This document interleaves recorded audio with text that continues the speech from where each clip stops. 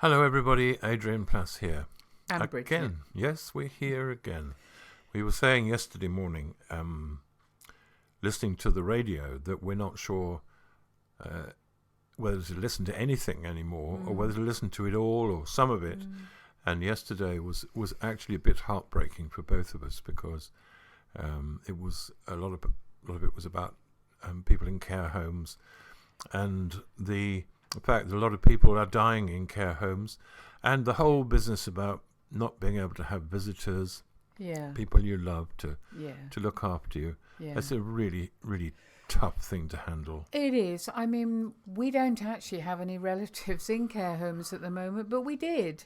And I remember when your mum was in one for a while and recuperating from yet another stroke, and how she longed for our visit, how that was the one thing that kept her going. And I remember when my dad was in a care home, how important it was to make sure that the little things happened. There was one time when his wallet was washed by mistake, and sorting that out, just caring on a day-to-day basis was part of our lives. And I know for a lot of people that is part of the heartbreak, that they're not able to do anything. They can't change a thing. That's right, yeah.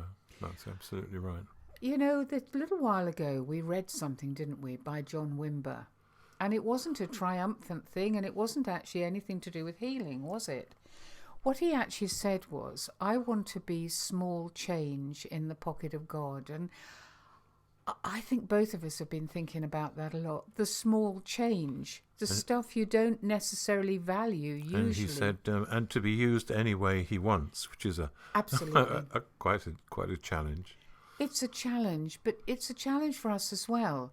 Small change. What small change have we got that can be used now, that we may not have valued before, but that we have, that's part of us? And, you know, I don't know about you, but we've heard people playing music from balconies. We've heard about people, well, our daughter's next door neighbours made 2 little Easter cakes. 2 children made 2 little chocolate cornflake Easter cakes and took them round, and it was such a warming thing to do. The little things, the small change. Music, art, humour, lots of things, and prayer. There was a time when we were very busy travelling round, and our major prayer support came from a lady in her 90s who was stuck at home, and of course she just was too ill to move, and a girl who was going through profound mental health problems. And there was something very profoundly supportive about the idea that those 2 people had taken the small change of their lives and given it to us. I mean, that was amazing. It was. Yeah, it really, really It was. was. And one of the things, of course, that we're getting lots of, and I'm sure you are funnies, things sent on things from YouTube, all sorts of things, really. But one of our favourites happened a long time before this, and it was something that friends of ours in Hailsham sent us. Yeah, it's great when people send us funny things. It really breaks the day up. And this was a picture from a photograph of the front window of a new charity shop down in somewhere near Hailsham. And you know how naive we Christians are. We don't really think about what we put on notices in windows. And this one said, if I can get the words right, said, your trousers can provide hot meals and entertainment for up to 5 elderly people. Yes. Did you know, Bridget, that my trousers were capable of providing hot meals and entertainment? I have looked at your trousers, Adrian, and I don't think they could. You actually, don't think? no. Okay, no, all right. No. And the thing, people ask me which book I enjoyed writing most when it comes to humour.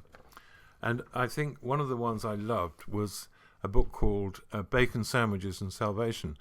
And it was an alphabetical list of things with my own ridiculous definitions. I'll read you just 2 or 3 of them Yeah, today. read a few today and we'll have some more tomorrow. Okay, all right. Well, start at the beginning. Alpha, outreach system that has brought thousands to faith, but has left in its wake a small, deeply confused group of people who have mistakenly asked Nicky Gumbel into their lives.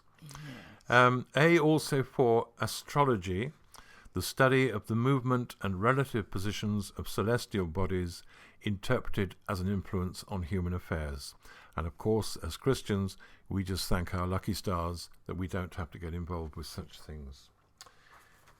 What else have we got? Oh yes, this is interesting. Gittite. Now, I waste a lot of my life. I spent a morning with the G's when I wrote this book thinking, what can I say about Gittite? I thought there's got to be something. And finally it dawned on me. But I'd spent half the morning letting it roll around my head. Gittite, this is a tribe, actually, in the Old Testament. But my definition is that it is an expression of what Prince Charles says when angrily dismissing a servant who has displeased him. Gittite. You see how deep I am? And watch, we have just two more.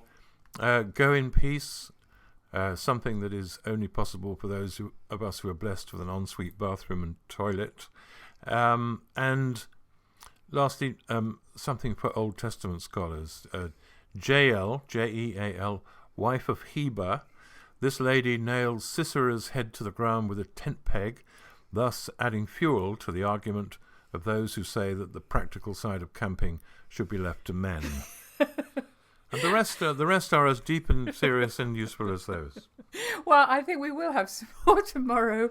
I don't know if any of you have read Adrian's monthly. Well, it hasn't been very monthly, has it? But there is a letter on his website at the moment, and in it you were talking, weren't you, about the fact that in the middle of this horrible, deadly virus, it is also possible to spread a positive virus. And you were talking about love. Well, it is love, and we've often talked about the fact that as parents with 4 children and lots of friends and family, that love is always expandable. Yeah, it is able to spread as far as it needs to go. It doesn't seem to operate in a quantifiable way. No. And I think it is possible for us to spread our own positive virus in that way. I don't want to be too heavy about it, but I think love is the thing we need to spread, and we've got plenty of it. And when we haven't got enough, we can get some more. I've always thought that the supply chain from heaven is like a sort of quartermaster's door. Yeah. There's a place at one side where the door goes up, thing goes up, and stuff gets pushed through. Then you get it and you pass it on. And that's the system. And it would be very good at the present time to be involved in doing that. There is a phrase, isn't there, in the Bible? It's talking about Jesus, and it's saying his heart went out to them. And I think sometimes we kind of think that we've got to protect our heart, that we're a bit fragile, that we can't be too hurt, that, we must just look after the way we're feeling. But actually, I don't know how other people are feeling, but I think our experience has been that if our heart goes out to people, our heart gets stronger. Sort of like the muscle of the heart, really. If it's used properly and exercised, it will get stronger. And in a way, that's what we need to do, to toughen up in the right way. And that doesn't mean that we shove everything in and we try to be strong. It means that we allow the fact that our heart can get stronger and that our love can actually, even if we feel it's not a lot, can actually make a difference. Yeah, I suppose summed up, it's about the fact that you're not given anything that you keep. You always give it away in some sense. Finding humour in the middle of awfulness, though, is a challenge. Well, that's my living. That's what I've always done. Yeah, but it doesn't come too difficultly because it happens to us. You don't have to invent it. I mentioned the other day that I acquired a virus, actually in Hong Kong, when we were flying to Australia for a tour there. And it was awful. I mean, it was terrible. It wasn't like this. It wasn't going to kill you. No, it wasn't going to kill me. But it was when you're touring and you're sitting up the front every night and your nose is dribbling permanently. I know. Anyway. And doctors hadn't got a clue what it was. No, so nobody in that knew sense, what it was. It was quite strange. It was odd. And we came to this place where we were leading a group for the weekend, where we had a retreat centre. And there was a doctor in the group, and he said, after the first meeting, he said, you're having a lot of trouble, aren't you? And I said, yes, I am. I'm suffering from this virus, and I don't know what to do about it. He said, I know exactly what to do. I'm going to go and get you some medicine, and I'll bring it back a little bit later. So he turned up a bit later with this cardboard tube with a top on it, and he handed it to me, and he said, if you take one of these every day for the next few days, you will find your symptoms will decrease. So I said, oh, that's wonderful. Yeah, we were really pleased to get it, weren't we? Yeah, so I took one out immediately and took it, handed the tube to Bridget, and she looked at it and she said, what does he think is wrong with you? And I took the tube, and unbelievably, on the tube it said that it was medicine for post-menopausal mood swings. And at this point, the doctor rushed back in, holding another cardboard tube, and said, I'm sorry, that's my wife's. I meant to give you this one, which was zinc tablets, I think. Yeah. But actually, the good side of that was that my hot flushes were a lot better after that. And the good side of it was that we laughed. It had been getting us down. And the other thing I think during that time was that this small change thing, people giving you what they had. I remember in that first week, the wife of the minister that we were staying with brought you some chicken soup. Oh, that was wonderful. It sounds a small thing, but each day was the same pattern. Don't sleep, get up, don't eat, don't want to eat, feel dreadful. And this lovely lady, Robin, came in with a carton of chicken soup. And I can remember even now taking a spoonful of it and thinking, this is ambrosia. Yeah. This is broth from heaven. Yeah. And you remember things like that, little gifts that people have thought, I'll do this for him. This will probably help him. Absolutely lovely. Really lovely. And also, in connection with illness, I mean, I remember when I had this stroke all those 4 years ago. Well, I'm not laughing at the stroke. I know what you're going to say. No. I know exactly what you're going to talk about. Yes. There was nothing funny about it. I mean, it's horrible. No, and there wasn't. It took me months just learning to pick up a pen. But I went to the hospital at one point to ask questions about my stroke and what I should do.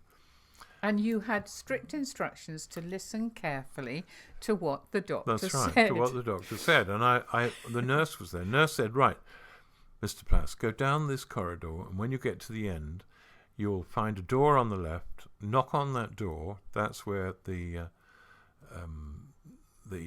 specialist is going to be. And he'll answer all your questions. So make sure you have your questions ready.